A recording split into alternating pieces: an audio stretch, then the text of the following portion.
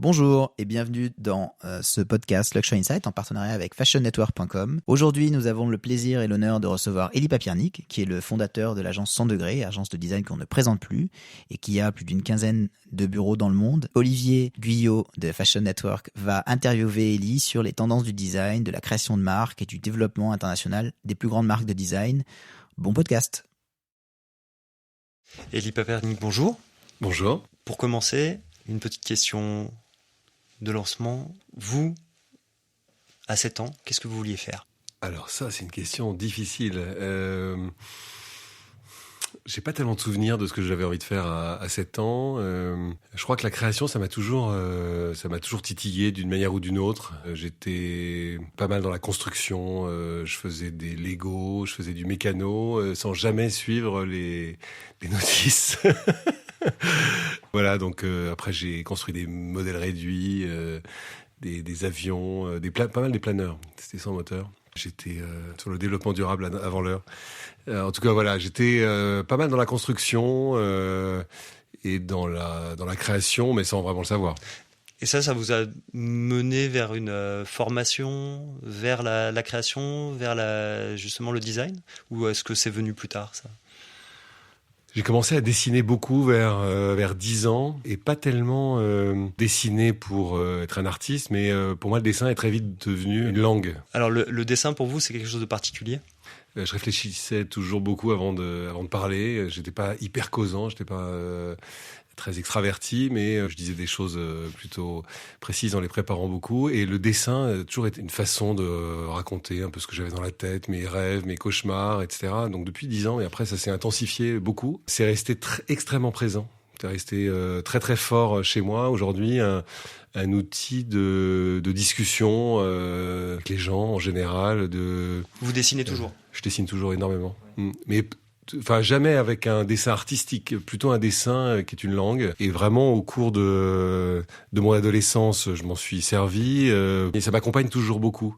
Et c'est un outil qui est totalement universel. C'est-à-dire qu'on peut discuter avec un Chinois qui parle pas anglais, avec un Coréen, avec un Indien. Il y a quelque chose de très universel. Et je me souviens aussi, quand j'ai appris à écrire, comme j'étais gaucher, j'ai commencé à regarder l'instituteur, donc écrire de gauche à droite avec sa main droite, et moi j'ai commencé à écrire de droite à gauche, avec ma main gauche, ce qui était une espèce d'effet miroir. Et donc évidemment j'ai compris assez rapidement qu'il fallait pas faire comme ça, mais en même temps aujourd'hui je peux écrire dans les deux sens. Et je peux aussi dessiner, par exemple, je pourrais dessiner pour vous un dessin. Donc ça m'arrive très souvent dans une discussion, avant c'était avec du papier, maintenant c'est avec un iPad, mais de dessiner un peu dans tous les sens. Donc ça a toujours été un langage et un outil. Il y a quelque chose d'universel en fait dans le dessin. Et le dessin c'est aussi un outil par exemple, si on discute tous les deux et vous me parlez d'une idée, moi, je peux la croquer. Vous pouvez l'interpréter. Je peux l'interpréter, je peux la croquer. Ça m'arrive très souvent, non pas juste d'exprimer mes idées, mais de rassembler des idées de plusieurs personnes. Pas nécessairement dans des dessins très évolués, mais presque du Pictionary. Vous voyez, comment j'arrive à symboliser des idées, mais même des idées conceptuelles. Comment on devient entrepreneur quand on a un talent de création ? Moi, je pense qu'être entrepreneur, c'est quand même un talent de création, quoi qu'il arrive. La création, ça veut dire plein de choses. Enfin, c'est un terme qui est tellement large. Donc, j'ai toujours pensé que les entrepreneurs étaient des créateurs avant toute chose. J'étais un étudiant entreprenant. Enfin, en fait, je pense que jusqu'au lycée, j'étais plutôt un enfant assez sage, même si j'avais une vie intérieure importante. Et j'ai compris que je tenais quelque chose qui était de l'ordre de ma voix, en tout cas, quand je suis rentré dans une école de design, qui était une école très libre, d'ailleurs, à l'époque où moi je suis rentré dans une école qui s'appelle l'École nationale supérieure de création industrielle. J'étais dans la 2e promo, donc inutile de dire qu'on a essuyé les plâtres, etc., mais il y avait une liberté absolument invraisemblable. Ça m'a beaucoup plu, et donc j'étais obligé de devenir entreprenant, et je me suis dit très vite que j'avais envie de mener mon destin. Donc j'ai eu envie d'entreprendre en fait sans avoir mis nécessairement le mot sur la fonction, je dirais. Et il faut savoir qu'il y a 30 ans, l'entrepreneur, c'était pas du tout la même chose qu'aujourd'hui. Aujourd'hui, plein de jeunes qui sortent de l'école veulent être entrepreneurs, ils ont envie de ça et il y a une reconnaissance. Il y a 30 ans, il y a beaucoup de gens qui me disaient, alors que moi j'avais envie de travailler à mon compte, comme on disait peut-être à l'époque, qui me disaient que j'étais complètement dingue, que c'était hyper arrogant, que comment on pouvait monter une boîte alors qu'on connaissait rien de la vie, quoi. J'ai monté une SARL. J'avais signé un projet avec un industriel que je ne pouvais pas faire sous la fiscalité de mes parents. Enfin, il y avait quelque chose comme ça. Donc, j'avais monté une SARL. Et puis ensuite, je suis parti en Asie. Et j'ai rencontré le garçon qui est devenu mon associé, qui est mon associé depuis 30 ans. Qui s'appelle David Nitlich, et qui lui avait fait des sciences politiques, qui se destinait à la banque, à la finance. Donc on s'est rencontrés à Hong Kong. Et là, vous montez 100 degrés à cette époque-là, donc il y a 30 ans maintenant. Oui. Le propos, c'était du design, travailler pour les marques de luxe, de beauté déjà, du retail. Ou ça a évolué ça pour devenir le 100 degrés d'aujourd'hui? Non, ça a évolué. En fait, on a eu... Donc moi, quand j'ai monté 100 degrés, j'avais 23 ans, David 26. Et donc, on était des bleus. Enfin, on connaissait pas grand-chose au monde ni au métier. Mais on s'était rencontrés en Asie parce qu'on était tous les deux fascinés par l'Asie à l'époque. Donc on parle quand même de la fin des années 80. Hein. Ça fait bizarre de dire ça, mais c'est quand même une réalité. Donc on était assez pionniers sur ce plan-là. Et en fait, juste le nom de l'agence... Quand moi je le regarde 30 ans plus tard, on avait compris des trucs, mais je trouve ça incroyable qu'on avait compris ça déjà à l'époque. C'est-à-dire que 100 degrés, pour nous, c'était...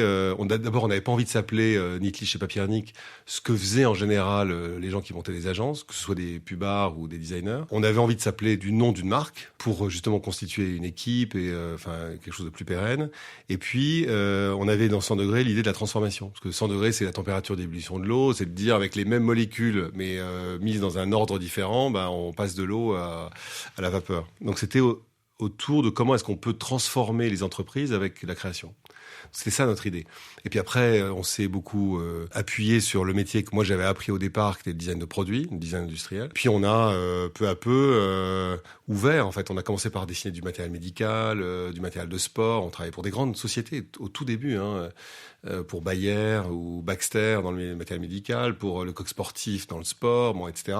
Et puis peu à peu, on a compris qu'on pouvait faire plus de choses dans les entreprises, donc l'identité visuelle, puis du packaging, puis du retail. Ça a été évidemment progressif. Et puis, aujourd'hui, alors l'activité de 100 degrés, elle est quand même diverse.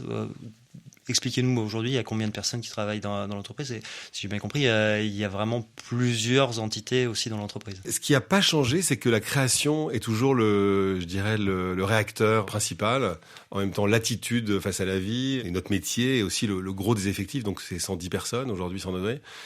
Avec une grosse proportion qui est une population créative, au sens large. Le cœur de notre métier a peut-être un peu changé d'une agence de design à une entreprise d'intelligence de marque qui aide les marques à évoluer, à se transformer, parce qu'aussi le monde bouge beaucoup plus vite qu'avant. Et cette question de comment est-ce que je transforme l'entreprise, comment je transforme les marques en fonction d'un monde qui bouge, bien ça c'est une vraie question. Et la création est toujours notre outil. Vous parlez de l'évolution des marques et vous avez travaillé beaucoup pour des marques de beauté. On accompagne des marques historiques. Comment on leur fait évoluer leur packaging, leur identité visuelle pour les amener vers leur prochaine évolution? Alors peut-être qu'avant de parler de ça, il y a une chose que j'ai pas dite par rapport à votre question sur l'évolution de l'agence, c'est la question de l'international, qui est aussi un élément clé, je pense, par rapport aux marques de demain. On a toujours été une agence française qui, d'abord, on avait une sensibilité asiatique très très forte depuis le début, puisque David et moi on s'était rencontrés à Hong Kong. Donc on a toujours eu des projets pour la Chine, pour le Japon, pour la Corée, etc. Et puis un jour on s'est dit, mais on est une agence française qui fait de l'export, il faut qu'on devienne une agence internationale. Et puis on a commencé en Chine, puisqu'on avait signé un projet très important pour une société de cosmétiques chinoise basée sur la pharmacopée traditionnelle chinoise. Et donc on a compris qu'il y avait là quelque chose qui était en train de se passer, qui était l'émergence de marques locales dans des pays à forte croissance. Donc la Chine était en train de passer d'une logique de sous-traitance à une logique de marque. Donc on l'a vu comme ça devant nos yeux se passer. Ça, on s'est dit que c'était un élément absolument clé de l'évolution du monde, et on a été d'ailleurs, on s'est installé dans des endroits, donc évidemment la Chine, la Corée, Dubaï, le Maroc, etc., dans des pays où ces marques émergeaient. Et donc ça a été une transformation très très forte, puisque finalement on s'est mis à penser les marques dans une vraie perspective internationale, pas uniquement les grandes marques auxquelles vous pensiez tout à l'heure quand vous posiez la question, mais des très belles marques françaises ou américaines qui étaient devenues des marques mondiales, mais aussi ces marques chinoises, indonésiennes, de Dubaï, etc., qui étaient en train de devenir des acteurs. Alors racontez-moi, dans cette industrie, dans ce commerce mondialisé, il faut finalement qu'elles parlent à tout le monde, tout en gardant leur culture. Comment on équilibre ça? Comment on va chercher les finesses des cultures de chacun pour pouvoir parler finalement au plus grand monde? Aujourd'hui, les belles marques sont des marques qui ont un ancrage culturel. Comme d'ailleurs les gens qu'on rencontre et qui sont des gens intéressants, c'est souvent des gens, même si je sais pas, ils ont été déracinés, même si ils habitent à Berlin alors qu'ils sont américains ou qu'ils habitent à Athènes alors qu'ils sont français, c'est des gens qui ont des ancrages et des histoires. Et les marques, c'est un peu la même chose. C'est-à-dire que quand on pense à des très belles marques, c'est le plus souvent on dit des marques mondiales, mais en fait, on pense Prada, voilà, c'est Milan. On pense à Volvo, c'est une marque suédoise, même si elle a été rachetée par des Chinois. C'est quand même une marque qui a quelque chose de très très fort, de très fortement inspiré par la Suède et la société suédoise. Et c'est vrai que donc toutes ces marques qui sont des marques désirables et même devenues mondialisées, Kentucky Fried Chicken pour je cite des caricatures, c'est quand même empreint d'une philosophie de la nourriture à l'américaine. On aime, on n'aime pas, mais c'est franc, c'est fort. Et je pense que les marques désirables de par le monde sont ces marques qui ont un ancrage. Après, je pense que c'est justement ces nouveaux pays, la Chine, la Corée. Regardez ce qui s'est passé avec la K-beauty, toute cette philosophie coréenne de la beauté. Pourquoi c'est intéressant pour les gens? Parce que voilà, c'est nouveau, c'est fort. Il y a cet aspect culturel. En fait, on regarde une culture avec une autre vision, tout d'un coup par la beauté. Et vous allez piocher justement dans cette force culturelle pour construire le message des marques? Complètement. Nous, ce qui nous intéresse en Chine, c'est de dire qu'est-ce qui est intéressant d'une marque de cosmétiques basée sur la pharmacopée traditionnelle chinoise, ou qu'est-ce qui est intéressant d'une marque coréenne de beauté, que justement nous, Français, et puis aujourd'hui c'est vrai qu'on a des bureaux dans le monde avec des équipes très hybrides. On a des Français à Shanghai, mais aussi on a des Chinois, des Malais, des gens de Malaisie, d'Indonésie. C'est un grand mélange. C'est un mélange. Mais en fait, ce qui est intéressant, c'est que justement avec ces mélanges et notre regard peut-être international, on a une capacité à capter ce qui est fort dans la culture de cette marque qu'on va pouvoir sublimer, augmenter. Donc on essaie nous de gommer les choses qui sont pas très intéressantes selon nous et justement d'augmenter ce qui est intéressant, ce qui est fort. Et plutôt que de faire une sorte de globi-boulga mondialisé, ce qui nous semble important aujourd'hui, c'est justement de faire ressortir des éléments très forts comme ça d'acteurs locaux pour qu'ils deviennent des marques désirables mondialement. Donc ça c'est absolument passionnant. On a travaillé avec des Indiens, une marque de joaillerie indienne à Bangalore. Et au départ, le choc culturel est très très fort parce que dans la joaillerie, il y a quelque chose de culturel qui est très puissant. C'est la joaillerie des mariages à l'indienne, c'est très différent des nôtres. Et en même temps, quand on creuse un peu, on trouve des éléments qui sont très universels, mais qui sont fortement inspirés par la culture et qui vont être ça veut dire que pour franchir ce cap, il faut réussir aussi à convaincre les marques de dire il y a des choses qui sont très intéressantes dans votre culture, dans votre histoire. Par contre, il y a certaines choses qu'on va laisser de côté parce qu'elles sont pas universelles. Soit parce qu'elles sont pas universelles, soit parce qu'elles sont peut-être un peu moins fortes. En fait, on peut pas raconter une infinité de choses au public. Il faut choisir. On peut pas avoir 10 messages. Donc nous, ce qu'on essaie de faire, c'est toujours d'abord d'être très intègre par rapport à ce que sont les entreprises et les marques, pas leur faire dire quelque chose qu'elles n'ont pas envie de dire, pas leur faire dire quelque chose qui est faux. L'exemple du Dieselgate de Volkswagen, c'est une leçon pour tout le monde.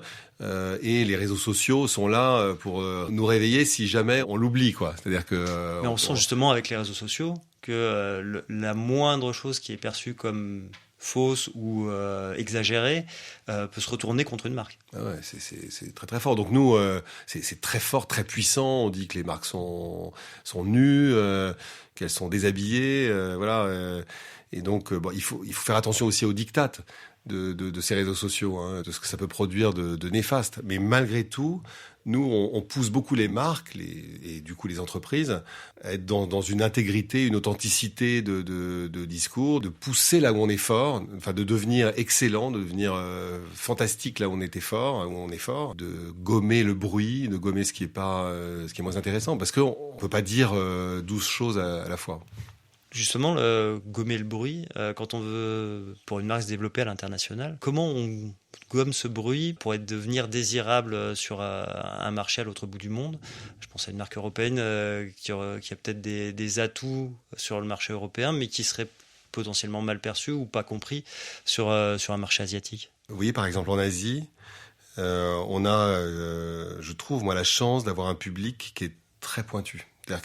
C'est-à-dire pointu, c'est-à-dire que imaginons qu'ils ont envie d'acheter un produit, ils vont aller se renseigner, ils vont aller chercher la connaissance. Et c'est vrai qu'en Asie, en particulier en Chine, la question de la connaissance est pour moi extrêmement puissante. C'est-à-dire la connaissance, l'éducation de ses enfants, mais aussi sa propre éducation est un élément clé. Moi, j'ai beaucoup travaillé pour une marque qui s'appelle Martell de cognac, un groupe très connu, français, et je me suis aperçu que en faisant déguster, enfin moi j'ai participé à des dîners de dégustation, etc., de cognac, que la question de la connaissance pour des hommes, en l'occurrence c'était plutôt des hommes qui buvaient du cognac, c'était un élément clé, parce que la connaissance, vous pouvez pas l'acheter en fait. C'est comme en gros en Chine, les gens qui ont réussi, ils ont envie d'aller vers ils font des MBA. Ils vont vers le vin, l'art contemporain. On peut pas acheter la connaissance d'un livre. Enfin, je veux dire, il faut quand même le lire. Et il faut se former à l'art contemporain. Il faut former son œil. Ça prend un peu de temps, etc. Donc la question de la connaissance est clé. Et les clients chinois, les clientes chinoises sont extrêmement portés vers la connaissance. Donc, ils vont regarder, quand ils veulent acheter, je sais pas, mais même un sac, un produit de cosmétique, une boisson, etc., un vêtement. Ils vont être vraiment dans j'ai envie de savoir qu'est-ce qu'il y a derrière, j'ai envie de savoir qui est cette marque, qu'est-ce qu'elle fait, où est-ce que c'est fabriqué. Tiens, des compagnons qui fabriquent du cuir, mais qu'est-ce que c'est que ces compagnons? Donc ils vont vraiment rentrer dans un niveau de connaissance élevé. Donc si vous partez de cette appétence, ça veut dire que on peut pas leur raconter n'importe quoi. Je trouve qu'on a la chance d'avoir en Chine, et je dirais même en Corée, c'est très vrai également, d'avoir des clients très exigeants. Mais du coup, si on raconte n'importe quoi, le résultat est dramatique, quoi. Pour aboutir à quelque chose de fort, vous parliez de co-création. Aujourd'hui, vous fonctionnez toujours comme ça sur la co-création pour pouvoir parler à des Européens, à des Asiatiques, à des personnes du Moyen-Orient. Vous travaillez sur de la co-création. Comment est-ce que vous fonctionnez ? Énormément. C'est-à-dire que la question de la co-création, c'est plusieurs choses. C'est d'abord, nous on parle de co-création, c'est-à-dire de travailler en création avec nos clients. De travailler en création dans nos équipes. Nos équipes, ça peut être un architecte, un graphiste, un designer, un consultant qui fait du planning stratégique. Déjà, ça c'est la co-création en interne, de dire à plusieurs esprits créatifs, on est plus intelligent que tout seul. Ça c'est le premier niveau. Deuxième niveau, déjà c'est une philosophie, et c'est contrairement à ce qu'on pourrait croire, c'est pas nécessairement un standard. Dans des agences que j'ai connues, dans la publicité, avec des gourous, ils disaient il y a quand même un directeur de création, qui décide et qui donne le là. Donc ça c'est le premier niveau, c'est à plusieurs en interne, on est plus créatif, plus intelligent, plus smart que tout seul. Après il y a le niveau avec nos clients. C'est-à-dire qu'on dit, en fait, on va faire avec, même si nous, on drive le projet parce qu'on est payé pour ça. Mais n'empêche qu'on va beaucoup écouter, on va beaucoup écouter les idées de nos clients. Alors, si on n'est pas d'accord, on va le dire, on est très franc là-dessus, mais en tout cas, on va se servir de cette énergie-là. Et puis, on va se servir aussi de talents extérieurs, si on a besoin de data, par exemple, si on a besoin d'un sociologue, de sciences sociales, on va aussi se servir de ça en disant, là aussi, on a besoin de plusieurs esprits aujourd'hui pour trouver les meilleures solutions. D'autant que le monde dans lequel on est aujourd'hui, c'est un monde en mouvement très rapide, et que pour répondre à des problématiques d'aujourd'hui, il il faut travailler en intelligence collective. Qu'est-ce qui influence justement ce monde d'aujourd'hui quand on parle de design, quand on parle d'imaginer l'identité d'une marque? Enfin, c'est comme the fast and the slow, comme moi je dis souvent ça. C'est dans une espèce de folie, d'une accélération du monde folle. Il faut aussi savoir garder un peu la main, garder son esprit aussi critique, garder aussi un rythme lent. Et je pense que là encore, pour moi, des très belles marques, c'est elles qui gèrent leur rythme. Je sais pas, il y a des marques qui se disent, bah oui, pour fabriquer un sac, il faut un certain temps. C'est comme pour construire un instrument de musique, je sais pas, un grand instrument de musique, il faut du bois qui a séché pendant 50 ans. Il y a cette question de la lenteur, enfin d'une forme de permanence, une forme de réflexion de la permanence, en même temps que la rapidité.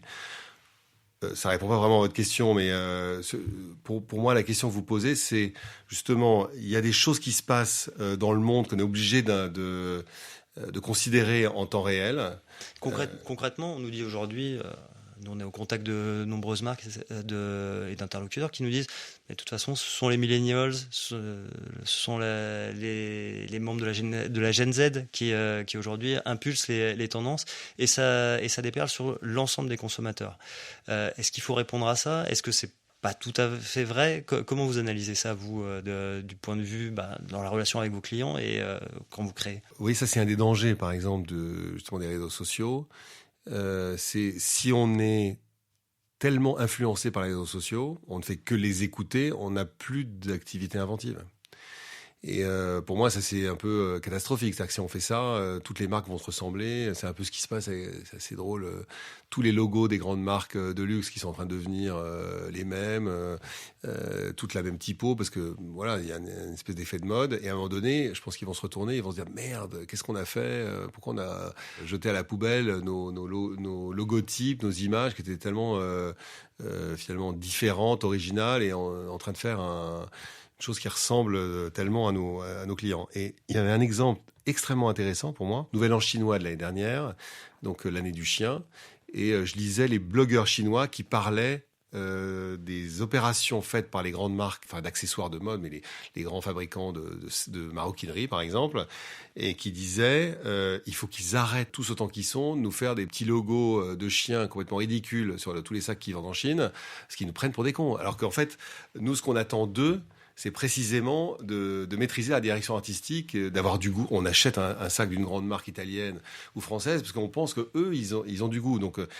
s'ils font un chien, il faut que voilà, ils le fassent avec leur esprit à eux et pas pour nous faire plaisir. Il faut qu'ils défendent leur identité de marque en s'adressant à cette clientèle-là. Exactement. Et je pense que pour les millennials, c'est pareil. Si vous discutez un peu avec des millennials, ils ont pas envie qu'on leur fasse des choses qui sont taillé sur mesure pour eux par le marketing, parce que justement ça a perdu toute authenticité et du coup tout intérêt. Et vous le voyez dans le packaging, dans l'image de marque, vous voyez cette homogénéisation ou est-ce qu'il y a quand même des gens qui émergent et qui arrivent à impulser quelque chose de différent?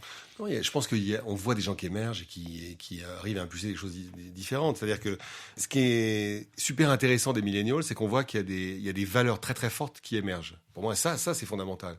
Et les valeurs, moi j'ai des enfants en génération Z plutôt, et je me dis ils vont sauver le monde qu'on est en train d'abîmer, parce que eux ils reviennent avec des valeurs extrêmement fortes, des convictions extrêmement fortes sur le développement durable, justement l'intégrité. Ils sont intraitables sur l'intégrité. Ça veut dire qu'il faut répondre à cette attente. Il faut répondre à cette attente. Pour moi, c'est justement, eux, ils donnent le là, et ça, je trouve ça fantastique.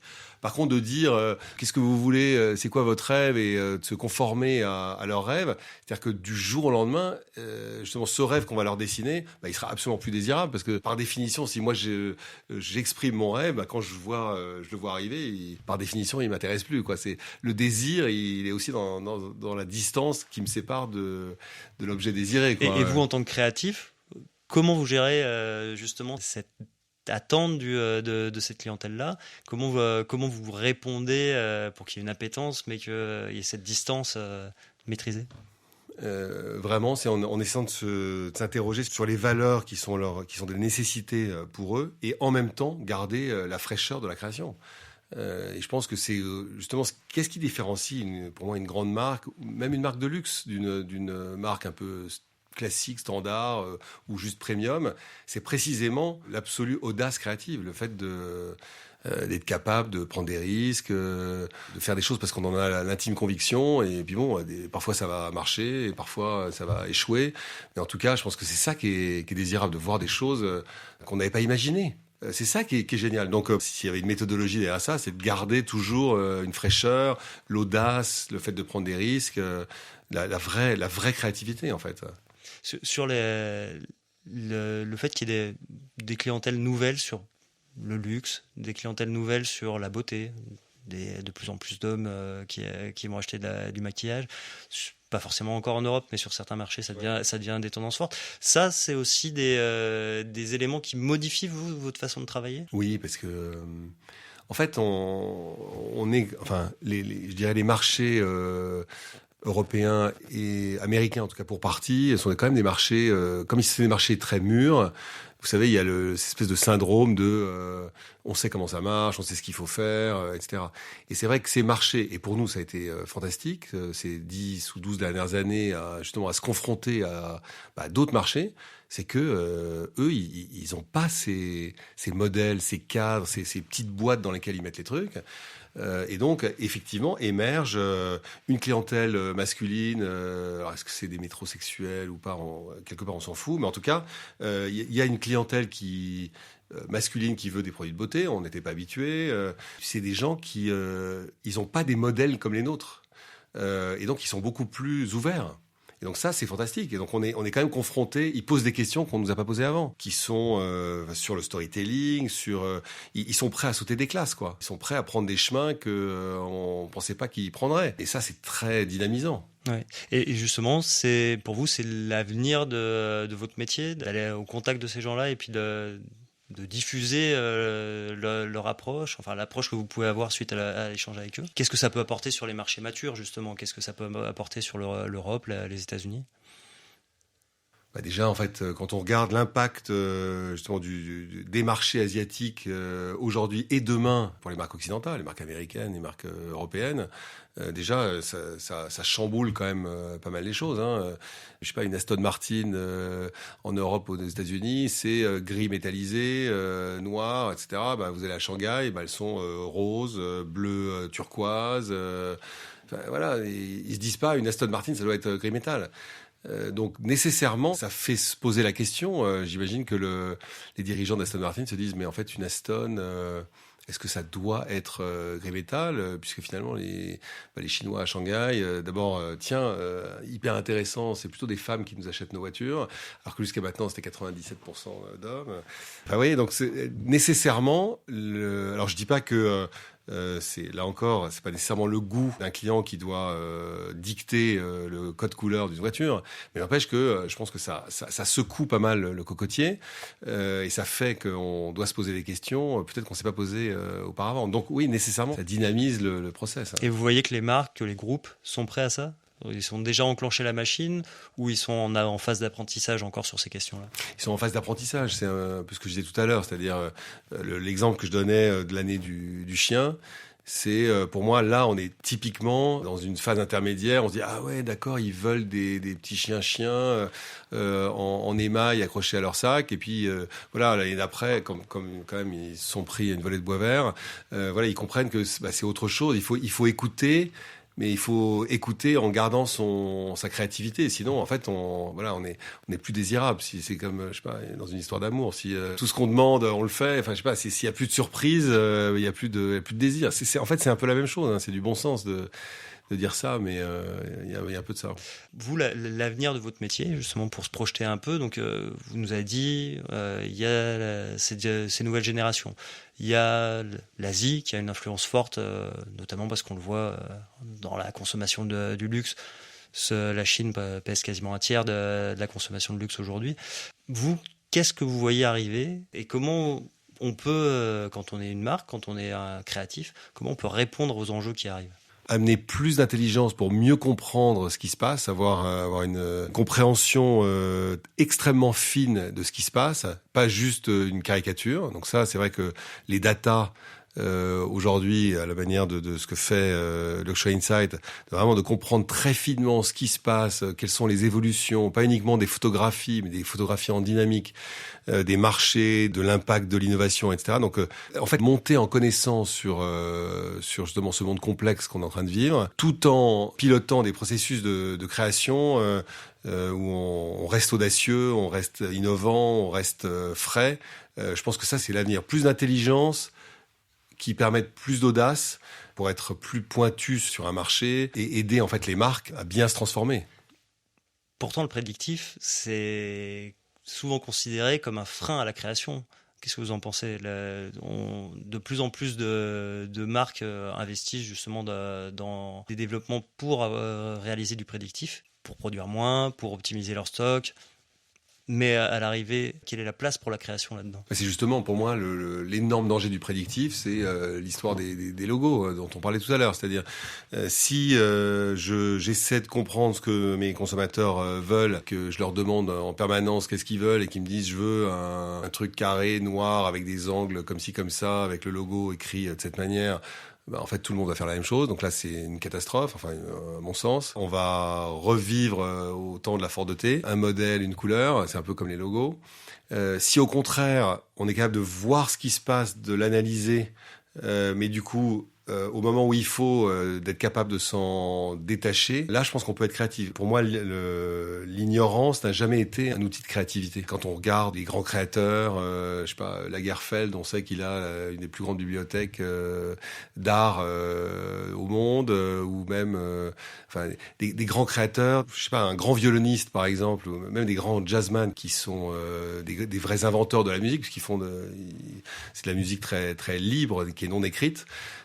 C'est des gens qui ont une culture musicale, ils ont tout écouté, tout entendu et tout rejoué 100 fois. Et je pense que justement la créativité sont pas deux mondes opposés en fait, la connaissance et la créativité. Parfois l'ignorance donne de création faible et la connaissance elle permet justement de s'en élever. L'arrivée d'un créatif au milieu de ces datas et du traitement de ces datas par de l'intelligence artificielle. L'arrivée d'un créatif peut la valoriser, d'après vous ? Elle peut faire de cette... Parce que la data, je veux dire, c'est un mot à la mode, hein, mais c'est la connaissance. Je pense que la connaissance peut être un socle de la créativité. Regardez, je sais pas, les grands scientifiques qui ont inventé des traitements, des vaccins, etc. C'est pas du tout des ignares. C'est parce qu'ils connaissaient précisément leur environnement qu'ils ont su s'en détacher. Ou les gens qui ont fait de l'art abstrait, c'est des gens qui étaient passés aussi par la maîtrise de leur art. Ce qu'on disait, je sais pas, un grand violoniste pareil, Miles Davis, il savait jouer de la trompette et pourtant il a réinventé la trompette. Enfin, vous voyez ce que je veux dire, c'est la maîtrise de la connaissance. Je pense que c'est une nécessité pour justement connaître le cadre, parce que pour sortir du cadre, faut connaître le cadre, moi je pense. Et là, on peut sortir du cadre intelligemment. Vous l'avez dit, ça a une influence très forte quand même sur les choix créatifs des marques, au moins sur leur identité de marque. Quels acteurs vous voyez arriver qui peuvent casser ça ? Est-ce que ce sont plutôt des jeunes marques ou est-ce que c'est dans les groupes vous voyez un avenir pour une création un peu plus fraîche, un peu moins stéréotypée ? On voit, c'est vrai que alors les réseaux sociaux et la capacité aujourd'hui pour des petites marques, des petites structures de distribuer pratiquement mondialement, parce que ce soit je sais pas, WeChat en Chine ou même Instagram en Occident. WeChat, c'est une plateforme qui est passée d'une plateforme de blog, d'échange à une plateforme d'e-commerce. Donc quelqu'un qui avait je sais pas, une passion pour un produit, pour une ligne de produits, a pu devenir un distributeur. Donc ça veut dire qu'il y a aujourd'hui une structure technique possible pour des petites marques qui leur permettent d'émerger. Mais ça ne veut pas dire que les grandes marques n'ont pas leur place à prendre. C'est un peu ce que je disais tout à l'heure sur l'intégrité. C'est pour, je pense que justement, parce que les grandes marques restent désirables, pour autant qu'elles amènent des choses extraordinaires. Enfin, Chanel va toujours rester, s'ils restent hyper audacieux, créatifs, ils vont rester désirables. Enfin, je sais pas, je regardais ils ont sorti une espèce de crème pour les mains dans un design incroyable où ils sont dans la rupture. Pour moi, les grandes marques sont dans leur rôle lorsqu'elles font ça, c'est-à-dire avec des produits fantastiques en termes de qualité et quand même incroyables. Donc pour moi, les réseaux sociaux de demain vont permettre aux petites marques d'émerger et vont pousser des grands groupes à soit incuber des startups en interne, soit se bouger sur leurs marques classiques. Parce qu'en fait, on voit des groupes qui sont très très forts pour faire des acquisitions. C'est-à-dire qu'ils font des acquisitions de start-up, ils ont le nez pour ça, et je trouve ça fantastique, et même pour les développer en interne, et beaucoup moins pour les incuber en leur sein. Et ça, je trouve ça dommage. Et je pense que demain, ces grands groupes, quand même, qui ont des moyens fantastiques, ils ont capacité à incuber des entrepreneurs internes et développer aussi des nouvelles marques. Je pense que ça fait partie des horizons pour ces grands groupes. C'est sûr. Et quand on regarde ce qui se passe, c'est plutôt aujourd'hui ils ont développé des capacités à racheter plutôt qu'à incuber ou même ou transformer vraiment leur marque classique, quoi. C'est là où il faut des créatifs pour. Ouais, je pense que donc notre rôle est pas uniquement pour les startups, mais aussi pour ces grands groupes qui ont quand même des marques fantastiques dans leur portefeuille. Super. Merci beaucoup. Merci.